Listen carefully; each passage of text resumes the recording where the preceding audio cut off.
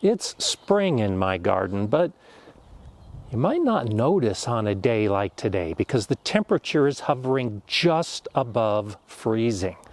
We've had such wonderful weather, but it's changed in recent weeks. Join me today as I give you a garden tour and discuss just what happened in my garden in April.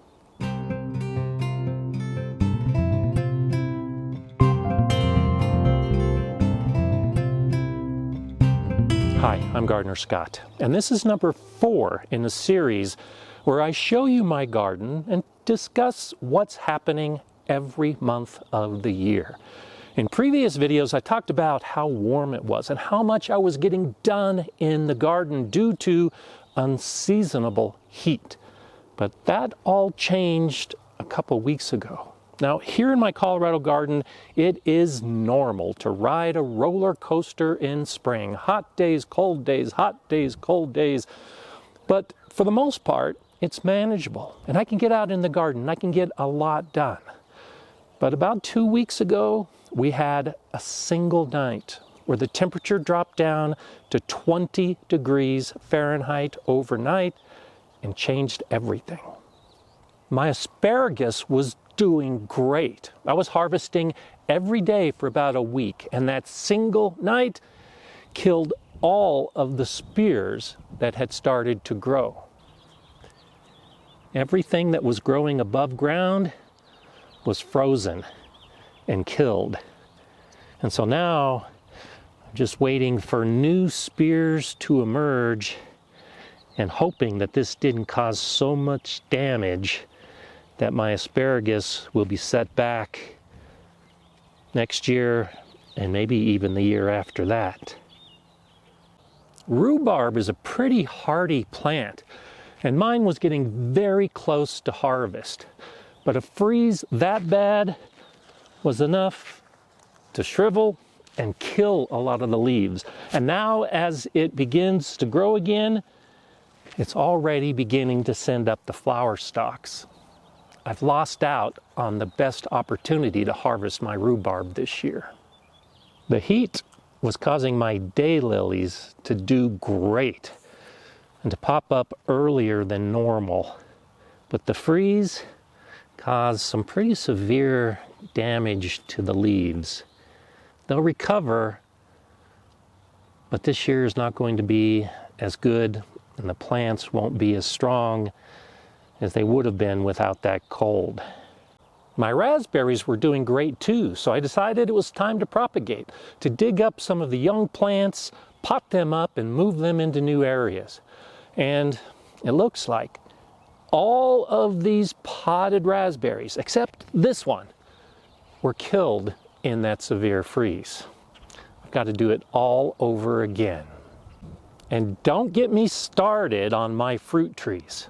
This plum tree was covered with hundreds of blossoms, all of them frozen and killed. My peach tree, the same. Only my apple trees, and very few of those have blossoms that hadn't opened yet. They're doing okay. I'll get a handful of apples this year, but not the pounds and pounds of fruit that I was hoping for a month ago.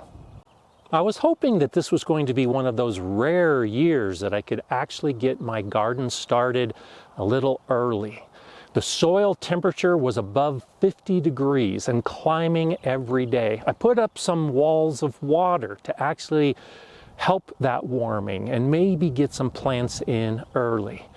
But that's all changed. Now the soil temperature is just barely above 40 degrees Fahrenheit. It's going to take a lot more hot days to get the soil temperature to the point where I can start sowing seeds and putting plants in. But it's not all bad news. That warm temperature allowed me to propagate some strawberries that actually turned out okay. I dug up a lot of the strawberries that were beginning to grow and filled my green stock vertical planter. These plants are already starting to flower inside my greenhouse. So there's hope for some of those plants I was able to work with during those warm days. And I was able to get quite a bit done for my other garden project. This year I'm working to build a second garden area in addition to my primary one, creating new beds and putting in new plants. This whole area along the fence was gravel as part of this pathway. It's all been cleared out, and I put in some bare root trees, some daylilies, some lilies, some ice plants. All kinds of plants are now growing in this bed. This young apple tree survived the hard freeze and is beginning to leaf out, as did this one and this one. These 3 apple trees will be pruned to spread out along this fence. 3 espaliered apple trees. And all of these plants in here will be flowers. This will be a cutting garden so that these beautiful flowers that will develop can be cut and taken into the house. In this area was a tall ponderosa pine and an elm tree that had some disease and was beginning to die. We took those trees down, and now this space is ready for a new Planta greenhouse that we'll construct on that spot. We're just beginning to plan out this space. Vegetable beds, herb beds, flower beds.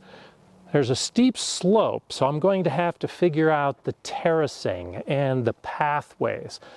I've already started doing some of that, some of the preliminary measuring, planning, and digging this month. Next month, the heavy work really begins.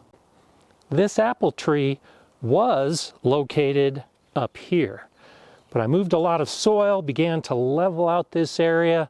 It wasn't doing well growing on a slope, so I dug it up and just slid it about 8 feet in this direction so that now it's on flat ground and lines up with 2 other trees on this side.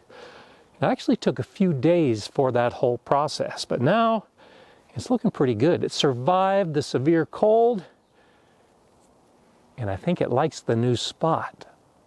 I planted another bare root apple tree right here, dug away the hillside, began to level a little bit, and just like the others, it's leafing out.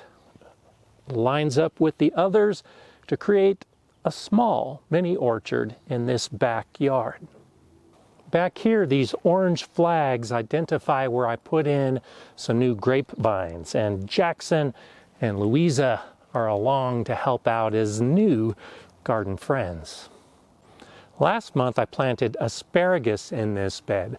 Knowing that the cold was coming, we used black plastic pots to cover all the small plants. And it looks like the ones that were sprouting survived and are doing pretty good. And now they're beginning to grow even better.